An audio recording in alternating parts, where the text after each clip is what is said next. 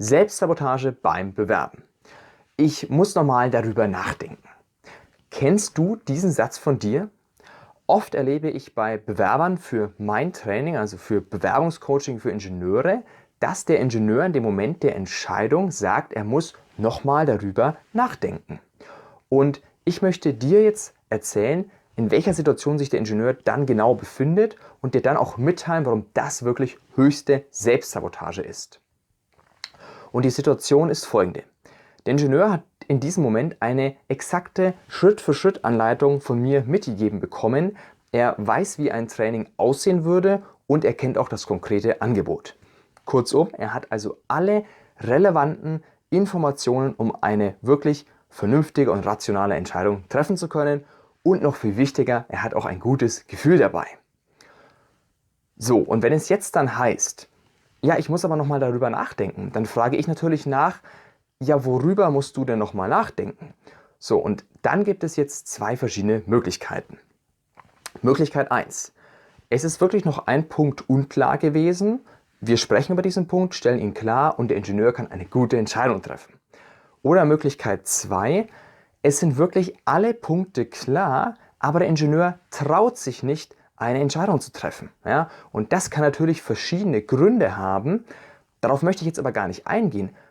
Worüber ich sprechen möchte, ist Folgendes. Was passiert, wenn du die Entscheidung nicht jetzt triffst, sondern zum Beispiel auf 2 Tage nach hinten verschiebst? Ja, und das kann ich dir sagen, was dann passieren wird.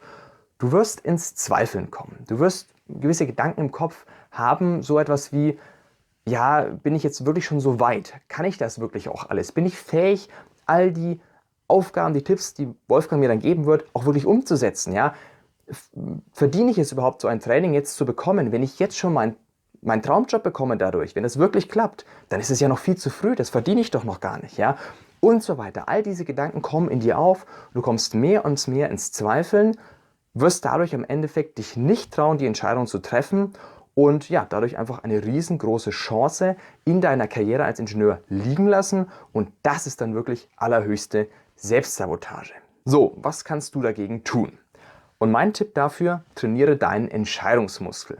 Das bedeutet, triff bei kleinen Entscheidungen im Alltag schnell Entscheidungen. Trainiere an solchen kleinen Entscheidungen, zum Beispiel, was ziehe ich heute an, was esse ich heute früh, was bestelle ich mir im Restaurant und so weiter. Bei all diesen kleinen Entscheidungen, wenn du hier lernst, schnell zu entscheiden, dann wird es dir auch leichter fallen, später bei großen Entscheidungen dich schneller zu entscheiden. So, und ich hoffe, ich konnte dir jetzt heute etwas darüber mitgeben, wie du dich als Ingenieur nicht selbst sabotieren kannst und wie du somit as soon as possible zu deinem Traumjob kommst, denn du verdienst deinen Traumjob. Wenn du dich also für eine Zusammenarbeit mit mir interessierst, dann geh doch einfach jetzt mal auf meine Website wolfgangkrueger.com und bewirb dich hier auf ein kostenloses Erstgespräch mit mir. Fülle dazu kurz mein Bewerbungsformular aus. Ich freue mich darauf, dich kennenzulernen und hole dir jetzt deinen Traumjob auf wolfgangkrueger.com.